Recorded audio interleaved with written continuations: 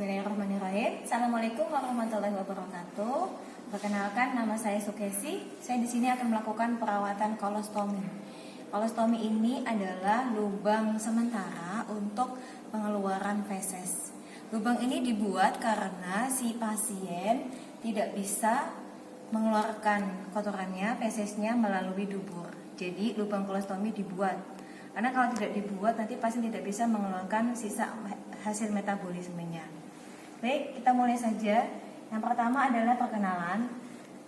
Bapak perkenalkan, tadi nama saya Sukesi. Saya sini akan melakukan perawatan kolostomi. Ini saatnya sudah diganti.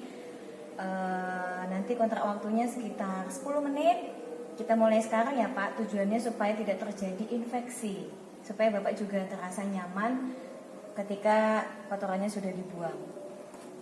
Yang pertama, kita cuci tangan 6 langkah.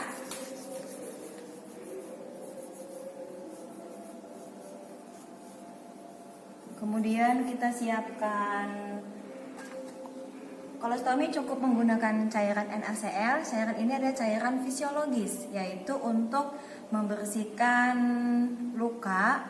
Terutama luka kolostomi itu kan luka steril, luka buatan.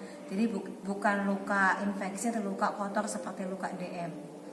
Cairan ini juga bisa membersihkan atau tidak terjadi infeksi. Kemudian setelah kita siapkan komnya,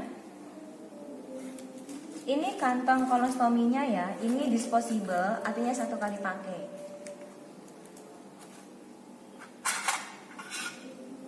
Jadi kita tidak perlu menggunakan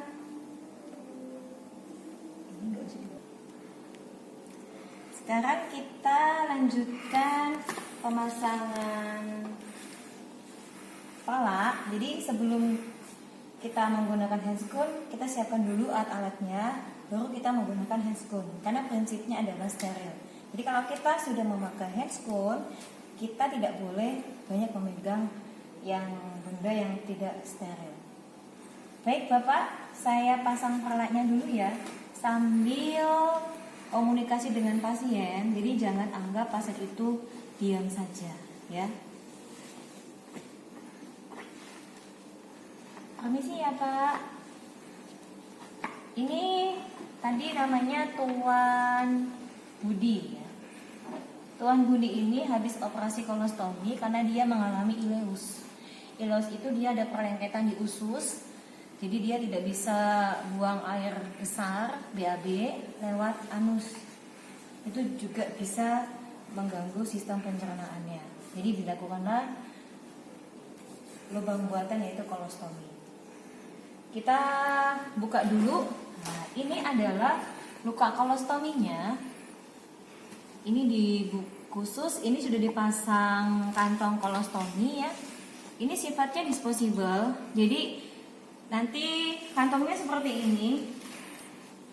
Kalau seandainya pasien tidak punya kantong ini, bisa digunakan untuk kayak kantong es ya. Kantong es, tapi nanti dia di sininya akan ada perekatnya. Kalau ini kan langsung ada perekatnya, jadi tidak usah pakai plester atau hifafid, jadi tidak perlu. Ini langsung tempel terus bisa digunakan. Cara masangnya ininya di bawah, karena ini tempat kotorannya. Tapi kalau pasien ini boros, karena ini 1 kali pakai, kalau fesesnya penuh langsung buang dan tidak boleh dicuci. Karena kalau dicuci itu nanti dia sisa kotorannya bisa mengakibatkan infeksi pada lukanya. Seperti itu. Jadi bisa menggunakan kantong plastik, tapi nanti akan digunakan perekatnya, ditambahi plester atau hifafid. Sekarang kita menggunakan handscoon. Ingat, kalau sudah pakai handscoon, alat-alatnya sudah dibuka semua. Prinsipnya steril ya.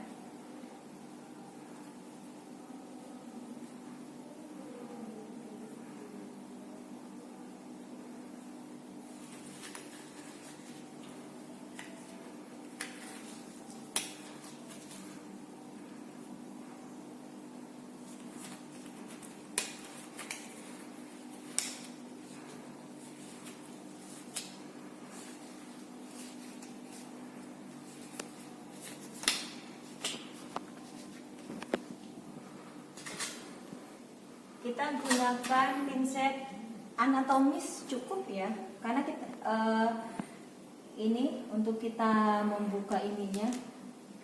Maaf ya Pak, saya buka dulu. Boleh juga gunakan pinset chirurgisnya ya kalau untuk membuka, sambil bisa menggunakan alkohol, ditekan seperti ini pelan-pelan ya. Kalau Bapak sakit bisa tarik nafas ya Pak. Ya, tarik nafas sambil Bapak supaya tidak menahan, supaya sakitnya agak berkurang. Kalau ini sudah diambil,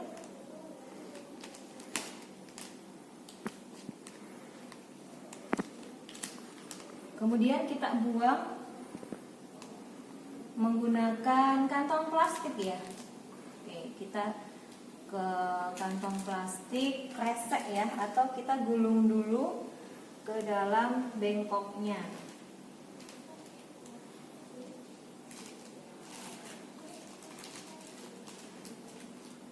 Kemudian ini sudah nggak kepake, kita pakai anatomi saja. Kita bersihkan menggunakan NaCl tadi, cairan yang digunakan.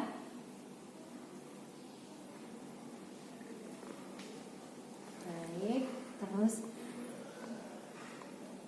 pembersihan lukanya dari dalam sini keluar ya. Kita bundar ini, jadi kita membersihkan sisa-sisa feses yang menempel di kolostominya ya, sambil ditekan. Oke.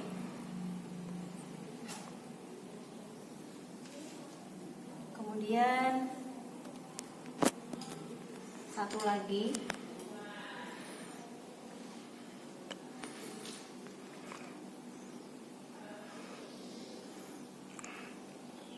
kita bersihkan daerah luarnya.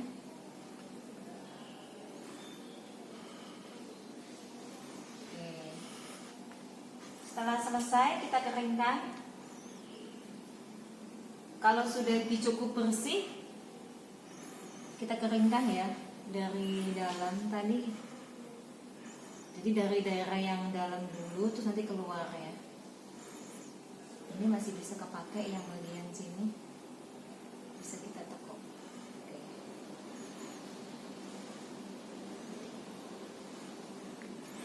Setelah kita kering dan ini terlihat bersih, kalau ada sisa plester, ini bisa kita bersihkan dulu. Kalau nggak ada, ini tidak ada sisa plesternya, kita langsung tutup.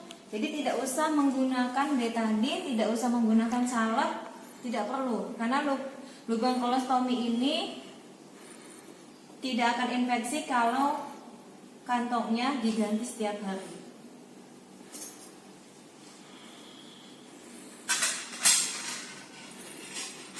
Kalau seandainya ini kesusahan, kita pakai gunting ya.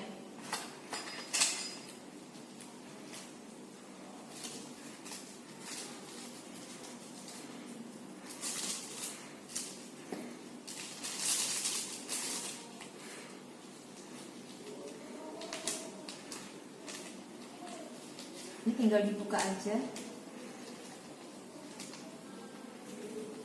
Kantongnya sifatnya tadi disposable. Nah, jadi lubang yang ini nempel di sini. Ini yang di bawah. Kemudian dipaskan sama lubangnya. Cara memasangnya harus benar ya, supaya nanti fesisnya tidak jatuh ke samping.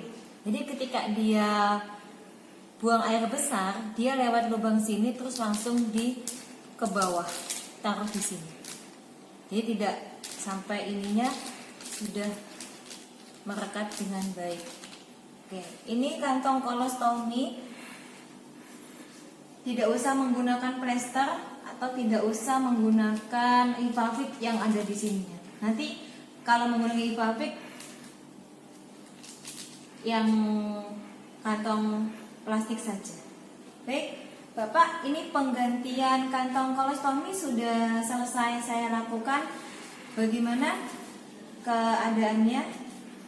pastinya sudah merasa nyaman ya. Saya lepas dulu handscoon-nya. Terima kasih, semoga cepat sembuh, tetap menjaga nutrisi yang baik, kemudian istirahat yang cukup biar lukanya cepat sembuh. Itu untuk perawatan kolostomi hari ini. Terima kasih. Saya akhiri. Wassalamualaikum warahmatullahi wabarakatuh.